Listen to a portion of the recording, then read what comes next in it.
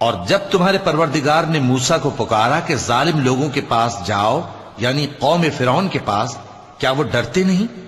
انہوں نے کہا کہ میرے پروردگار، میں ڈرتا ہوں کہ وہ مجھے جھوٹا سمجھیں، اور میرا دل تنگ ہوتا ہے اور میری زبان رکتی ہے، تو ہارون کو حکم بھیج کہ میرے ساتھ چلیں۔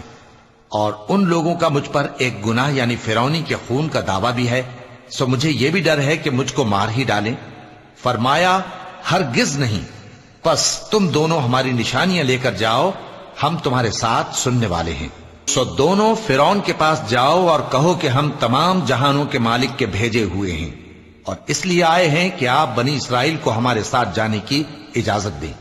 فرعون نے موسیٰ سے کہا، کیا ہم نے تم کو جبکہ تم بچے تھے پرورش نہیں کیا تھا، اور تم نے برسوں ہمارے ہاں عمر بسر نہیں کی؟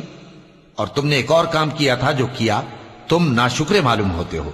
موسیٰ نے کہا کہ ہاں، وہ حرکت مجھ سے ناگہاں سرزد ہوئی تھی اور میں خطا کاروں میں تھا۔